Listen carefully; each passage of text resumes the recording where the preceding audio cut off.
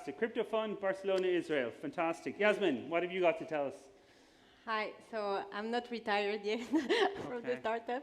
I'm a co-founder and CEO of GoGo Network, which is a venture sponsored by SoftBank and Axel Springer, and we focus on autonomous mobility vehicles in Europe. So you will see actually in the hall we have one of our vehicles that's a autonomous food cart.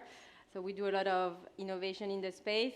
And in parallel, I'm also a venture partner of a VC fund and co-founder and sponsor of a mobility SPAC, which is a special purpose vehicle. I'm a lawyer, so the most important part of this panel. I'm a partner at Gomez Acebo and heading the venture capital group at the firm. Ah, cool. Okay, I have loads of jokes about lawyers and panels. I said, like, don't put a lawyer on my panel. He's going to say nothing. He's just going to say everything. I apologize. And not only that, but he's a lawyer from Galicia. So That's like, the it's best like part of it, yeah, everything correct. is depende as opposed to just That depende. changes. But anyway, we'll get through it. If he tells me all the stuff on stage that he told me 5 minutes ago, we'll do very well indeed. Okay, so it's the same thing with you, Amos. If you tell me half of the stuff you told me 20 minutes ago, this will be a rocking panel. So, collaboration between corporations and scale-ups. Is this something you encourage or is something you discourage? It really depends on the terms and the specific cooperation, I guess. There are corporations want to be cool, right? They want to work with a startup, innovate, generate speed that they don't have in their corporation. That's of course not all corporation, but usually there is always kind of a conflict of interest between a startup and a corporation, which I can elaborate for hours. So maybe I'll let others. Give us 5 minutes anyway. Okay, so give us your worst story. What's your worst story? My worst story is a public, very big company being bankrupt and basically killing the startup it invested in because the core take over everything and sits on the board, and like this is not something that could work with a startup. So that's basically one of my worst stories. But I think that one of the biggest problems, I guess, is speed, right? Startups build things, they do things very, very fast. They have a runway, which they need to take in account. And corporations usually doesn't. So they can take the time. So I will definitely not recommend an early stage startup to kind of like build all of his hope on a cooperation to get him to the next level. Usually it just doesn't work. But that doesn't mean that startups should not look to work with corporations. It's just that they need to understand what are the terms. For example, I would get a corporation on my cap table as a startup, but I will put a proxy for him not to have any rights in the company to vote or do anything because I don't want to be dependent on him on anything. So that's kind of like the bit, so I'll let others talk and we'll come back to you in a second, because I kind of feel the same way. I don't know what you were expecting, but I have more horror stories than positive things about maybe it's like the panel is divided in twos, like that the more corporate end is at the other side. But as an entrepreneur, I have some really horrible stories whereby having corporates on your board and they favor the interest of the corporation they were working for rather than the interest of the startup they were on the board of. Yeah. And you can go around and say, like, look, that's legitimate for them to defend, but if someone is on the board, the minimum you expect is that they are pulling for the company they are on the board of, but that's not the way they saw it. Yeah. So it was a sort of, so while you can say in general terms that you do have to work with corporates, in terms of especially things like distribution and manufacturing and those kind of things that corporates do very well. But it's never an easy ride. It's almost always a bumpy ride. Yeah, I think that just compared to a VC model, right? A venture capital that wants to get the company live and the valuation up and all of that. Corporations usually have, other needs, and they look at a very narrow way on the startup and how they can utilize it. And so, yeah, I mean. So Yasmin, would you like to defend corporations, or would you like to be on the side of the entrepreneur? Which side do you see yourself? I'm going to do the other side to make it more fun. No, I mean, joke apart, on our board we have both SoftBank, which couldn't be more like, startup, entrepreneur-friendly, and we have Absolutely an Axel exception. Springer, Okay. which couldn't be more like, the leading wow. newspaper industry player in Europe. Yeah. And personally, I'm fine with both influences. Like, I don't suffer at all from Axel Springer. Actually, they were our first investor. Like, they invested first. They totally understood that we're not like, generating revenue at the same pace that their newspaper, that it's a more like medium-term investment, etc. And actually, they are helping as much as they can. So I think it's fun to blame corporates or like, and the startups are cool, but like, I think at the end of the day, it really depends on the specific situation, and my personal experience is good. Then, of course, there's on the board, and then it's like outside the startup collaboration with corporations, and it's true that the pace is what is the most frustrating to me.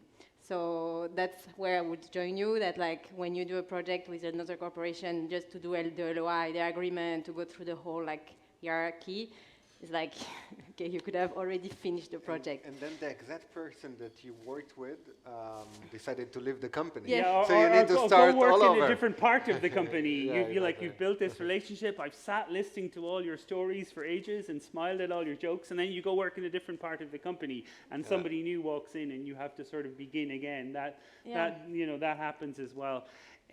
But just in terms of like mobility and automation and that kind of stuff, I mean the big issue there is working with government, right? Totally. So I guess in theory the corporate should be able to help with that. Yes, so it's interesting because in autonomous driving, at the end, you're like creating and shaping a new ecosystem and industry. And so you need both the incumbents, which are like all the car manufacturers, the player. You need, of course, the government to help impulse this innovation. And you have the startups that can have a lot of, tech and etc. But you need the permits and the right to actually operate in a safe space, right? So I would say 30% of my work is actually working with governments, both like in Spain. We're launching project in Madrid that you guys will see, I think, October, November, autonomous delivery robots that bring you grocery home or food carts, etc. And it's been like, honestly, I don't know if we have people from Madrid Futuro in the room or not, but it's been really a great collaboration. And it's just like you need to accept that, like, this is a certain pace, you had to play by the rules, right? Especially, I think, in Europe, where we are a very highly regulated countries for the best and the worst. In the US, you can go a bit more freestyle and just put your I like to say we have regulation, they don't, rather than one is highly and the other is lower. That's the way of we framing. actually do have regulation. No, and what we have regulation a priori, and they have regulation a posteriori, which is a different approach to things, right? We all want to control before they happen, and they happen so slowly because of that, and they let it happen. They might have a few issues, but then they also get it to scale, right? So that's a message also for like governments to be a little bit bold sometimes to try, right? Yeah. But I mean, I've heard it said by automation companies that they've specifically come to Madrid because they weren't. There was people telling me there isn't even someone responsible. Like when they've tried to work in other cities. I mean, is that a fair comment that Madrid have at least provided an environment to talk to companies who are trying to do things? Totally. I think Madrid is, for me, in general, Spain is an underrated country in the sense that like people are like, oh, Spain, yeah, it's great for holidays. Spain is actually amazing in terms of talent. It's amazing in terms of not all politicians, but I think in Madrid with Almeida and the group they have been able to create, they are really promoting the fact that, like, I think in Madrid they have the most mobility startup active in Europe, right? Compared to, it's not like a coincidence. It's because they have been creating the right framework to Well, to they do have that. somebody whose job title is like mobility solutions, and like that helps you Yeah, rather than yes, it's yes. the Henry Kissinger question. Like when you want to talk to Europe, who do you call? There is somebody who's responsible for this, and that's Yeah. why there's so many Yeah. mobility solutions. I'm slightly neglecting Alvaro, so I was going to Sorry. come to you. I wasn't just going to say, oh, he's just a lawyer. He's not going to say anything. So, but anyway. So I mean, I guess the thing is that, you do have some lawyers who are surprised. There's always this thing about, a lot of law people, certainly ambitious lawyers, they don't want to work with startups because there's very little money in it, and they'd rather go and work with corporates that can generate the fees and all that kind of stuff. But you also get these kind of lawyers who find just the work is generally more interesting, and they like working with startups because it's a more interesting kind of work. I mean, which of the two profiles are you? Said he, asking, already knowing the answer to this question.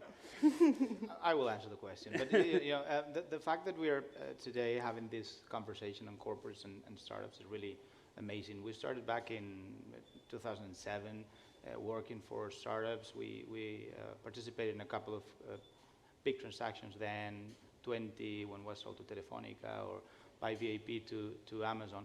And I remember that, I mean, those were corporates to say, but probably technology companies, different stuff. When I, at the firm, when I tried to, explain to my partners that was something interesting, they basically looked at you as, you should forget about that and focus on corporates. That's the big money. That's where we should be, and we should forget about this, which is basically a game. And I think that was the same sense that corporates had at that time. And consulting firm, I was at McKinsey for a long Corporates time. didn't care about startups, about this growth world. It looked like, a kind of a game, and that's it. And see how things have changed in these 12 years. I mean, a lot of corporates in Spain have their corporate investment arm. First, because they wanted to look, modern. They wanted, and second, because they see that if they lose that train, they will lose their position. They're doing already. So if you ask me, where do we, my group, I'm the head of the venture capital group, so I have to always, be besides or with the startup world. And I think, that even for us, that world has professionalized a lot. When we started, it was difficult to find lawyers or firms that really were specialized in these processes. And they really, as you were saying, had the will to accompany the clients from the very beginning. Once you exit a company, then the founder starts a company again. Obviously, at the very beginning, he doesn't have money to pay the fees, so you have to adapt, you have to understand it, and you have to be more flexible than we usually are at big firms. But if you can stay with the journey as far as like a mass mobile or something, you'll get your return. No, and now, I mean, things are more reasonable than they were. I mean, if you are in Series A, Series B, we're having interesting sizes now in Spain. I just closed a Series A of 30 million, 140 valuation that will be announced in the next days, which is did you say that was a Series A? 30 million, probably the biggest ever in Spain. 140 in Israel, valuation. it's a pre-seed. So things are changing. We're in Spain. 30 million. That used to be a lot of money. Yeah. Okay. But for Series A and for Spain is a big.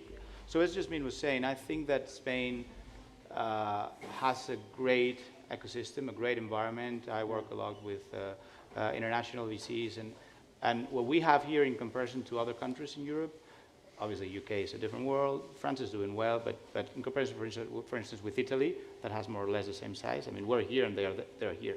Yeah. So I think that we should be more proud of what we have. We should encourage ourselves, to sell better what we have to the world. And I think we'll have a fantastic I'm always future. puzzled that Italian oil is actually Spanish olive oil. When I discovered that, I was like, that's the problem of Spain. But no, but jokes apart, I think if you don't accompany startups, you end up not having the biggest clients. Because look, if you just look at the US, the biggest client, Google and so on, they mostly don't use consultants or because they didn't need it from the beginning and they just hired the talent. And so if you don't know how to put your fees at risk, which is a model that now everybody is doing because they realize, you do fees at risk for a certain amount and then you take the risk. And the rest of the company continue with the cash cow of the big. Absolutely. We at early stages with, small companies founded by former clients or whatever, we basically don't charge at the very beginning, or charge very, very little. As Jasmine was saying, you have to, accompany the startup throughout the life. So Amos, I have a kind of a joke which I often give in my classes, that when talking to a corporate, you should never talk to anyone who works for a corporation that has the word innovation in their job title. Yes. I mean, Because I often sort of say that what happens is that somebody they want to get them off their team, and they say your talents are uniquely associated to innovation, and then you kind of have this group of people that have innovation in their job title but have no power within the organization. Would you agree with that statement? Like, who's the best person to talk to if you wanted? So if I gave you the name of a company, Teva Pharmaceuticals, just to pick an Israeli company, who's the best person to talk to? Do you start at the top, the middle, or the bottom? definitely at the corporate VP, corporate developer, whoever is reporting to the CEO or the CEO itself. Yeah. Because it just, one of the companies that I founded is selling to municipalities in the US, like Boston, Akron, a lot of different cities in the US. And in the beginning, we're kind of like wasted so much time talking with, people that are in the innovation of the city. Yeah. I'm talking about years, not really so much time. And what we learned, for example, that the only way to move things forward is to talk with the city manager, which it's kind of like the CEO of the city in the US. I don't know how it works here. Yeah. And that's basically the only way to close a deal. If you have the city CEO, it's the only way to move forward. If you don't have him, there is no way you are able to move forward. And once we kind of like shifted the strategy into targeting at conferences where the CEO goes out of the train station, like seriously, really different strategy. This is where we started to close deal with cities and really scale like 2 cities every month or something like that. Talking to the right person is fundamental. Yasmin, you've the same advice? How do you identify the right person to talk to? We just talked about it. Well, I think at the end, I have to agree with Amos, but I think at the end of the day, you need it's a dance between, you need someone that has the power to say, you guys have to work on it, and then you need below people that will work on it. Because write the code and, take the scooters out of the boxes. Because if you just say at a very high level, we have just last week we had a super top high level meeting with one of the biggest founder of India, and then our team, and then, it was all so high level. And at some point, you just need to everyone agrees with everything, but nobody's actually doing anything. Nobody's taking notes. Nobody's okay, but what are the next steps, right? How do we get to and then you need to have 2-3 people, as Amos said, maybe just one level below or 2, but that are actually trusted, smart, and will get the job done. So and I think in the case of the public sector, it's the same. Like for instance, for what we're doing in Madrid, we're lucky to meet a couple of times, of course, the mayor and so on. Mm-hmm. And then we worked very well with the innovation consejero de innovación. It's a team. You need this. Of course. By the way, I just wanted to comment about the 30 million, which, by the way, it's very, very impressive. I was kidding. Just because the valuations are nuts. I was just a lawyer. No, it was, I mean, the valuation in the startups world today is something I remember really the bad old days. So, I mean, it's like complaining about footballers. It's like saying, they don't deserve 500 million or something. Well, it's like... People are agreed to pay for it. So, exactly. I'm not going to kind of... I want to just ask Alvaro, if I'm in a startup and I founded 6 companies, and I come to you and I say, protect me from the dirty tricks of a big corporate, what kind of things would you be looking for? No, that's an interesting question. I know it's an interesting question. I basically would tell you, consider whether you want a big corporate in your cap table at this early stage. Yeah. Because, what they want, or the mentality where they approach companies is completely different, except some cases, but generally speaking, they don't see the company as an investment. They see the company as a future take. Yeah. Their approach is completely different to a VC that wants some protection, that want to foster the company, and then sell it out and receive the proceeds. They see the company as a potential part of the group from the very beginning. So what they want, Yeah, they want generally No, speaking, no, I think it's rights true. of first And but it refusal, just like all depends those things, right? because a lot of, and maybe it's the case of Axel Springer that have also the digital arm, investment arm, and so like there are also some corporates that have both and that don't. Like if it's the mother house, then yes, but if there is their like VC arm, it's a bit different. I think. I agree, but they still have Same. some tendencies. Yeah. And they like a lot, call options. They even Liquidation preferences, grand put options Right of to first the refusal. to the founders. So basically, they are thinking in a different way. They want to be sure that if at some point they want the company, they will have the company, which is Yeah. something that a VC will never ask for. And They just VCs just want absolute return. absolutely, You know? and that's a huge difference. And you see it when you draft a shareholders agreement. If your client is a corporate, then what you have to include there is a different thing than what you have to include when you're advising a VC. And it goes, by the way, to the point that I said is that I agree with you in the beginning.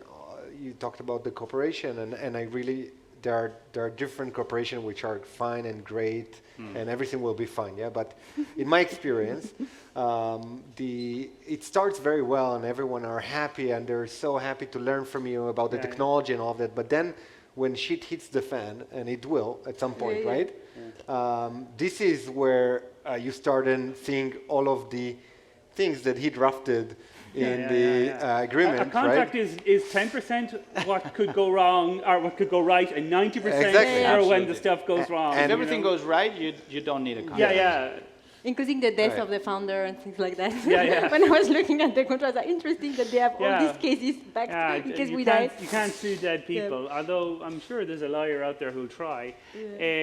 I mean, this is the sort of the thing about these issues that everyone always says hire a good lawyer, which is it's like one of those things about you should do, but it's obviously they're expensive, and good lawyers ask a lot of questions. I know a very good lawyer, but he would drive you absolutely crazy because after a meeting with him, like you literally are afraid to cross the road because you're thinking, what are the consequences of me crossing the road? But he's a brilliant lawyer, Yeah. So You always have to, have a balance, and if you have a lot of experience, good and bad experience with a lot of clients that now are friends, then you can give a reasonable advice. I think. I mean, obviously things can always go crazy, but you With try U.S. lawyers, it's always you're going to jail, right? Yeah. It's like- Well, and except nobody ever goes to jail, except, well, maybe, I But don't know. just- Jeff Skilling went to jail, but he seems to be the only person I can ever think of. No one else seems to go to I jail. know many. Yeah, but just for instance, for the SPAC that we have done in the US, because you Yeah. have to list in the Nasdaq,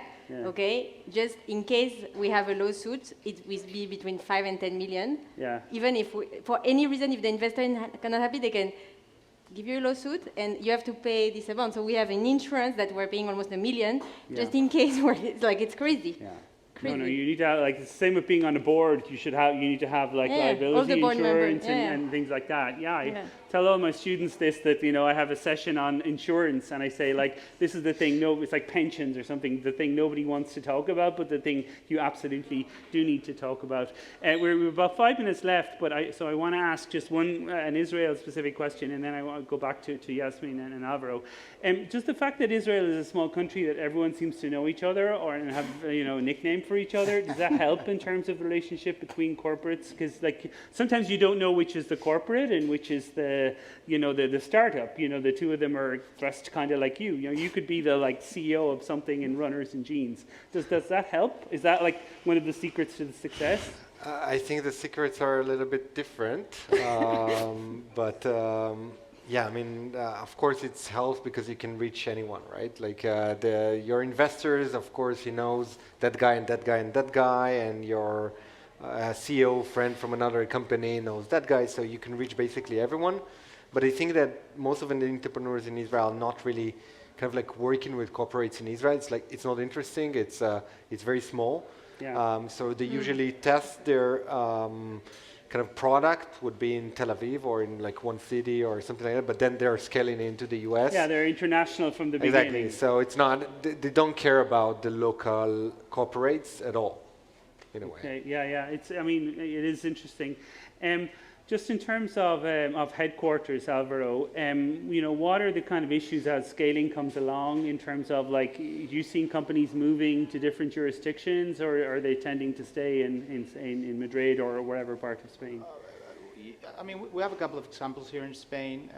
For instance, we were discussing that before. OnTrack flip into France, and you know, Job and Talent flip to the UK. I mean, there are a lot of examples. We flipped to Germany. You flip to Germany, so Yeah. it's quite. I mean, the share for share deals flipping. And that's a bit of a pity. Sometimes that happens because you know you have a French fund, as in the case of we helped Atomico, and then Qatar invested in OnTrack, and then they flipped. But also because they are, from a tax perspective, those countries are still more attractive than Spain, generally speaking. And it's also the precedence on IPOs. And the presence in IPOs, and the market is a bit bigger. I mean, you tend to think if you flip to Delaware, to UK, that you're going to have a bigger funding, that's going to be easier. Yeah. And also the experience of investor on the jurisdiction, because in our case, they were like, we don't know very well this first jurisdiction. We have already investment in Germany or UK, so you choose between those two. That's great. I mean, we still have Not some great, champions that decided to stay as Glovo and others that still Cabify. have their, and Cabify flipped to Flipped? Delaware. Yeah, Oh. they're in Delaware. Interesting. But we still have Spanish companies that want to do all the way up until exit here. And I think that the new law that is going to be passed in the next months needs to be more, in my opinion, more aggressive than what it is. I mean, it brings things, but not what we need. We have to mirror other countries and do what they are doing. Otherwise, we're going to, and we have a lot of talent, and we need help to, you know, develop it. Yeah, and it's not just like not to pay tax because companies don't want to pay tax. No, it's just no, like no. if you want to have stock option to employees in Spain, they are triple taxed compared to like what France You have has been 300,000 doing. reduction. It's like it's ridiculous, right? So that's the problem. It's ridiculous. I'm just going to let you guys talk away.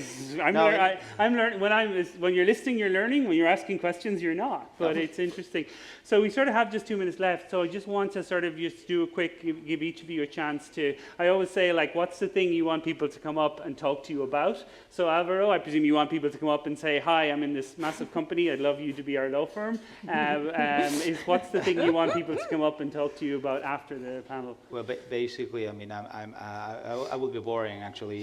If anyone needs legal help and it's building up a good project, we have the experience and we'll be more than happy to help, and also to adapt to the needs in all the different stages. Okay, same question for you, Yasmin. What help do you need? How can people who are here listening to you, what problems do you have that you need help with?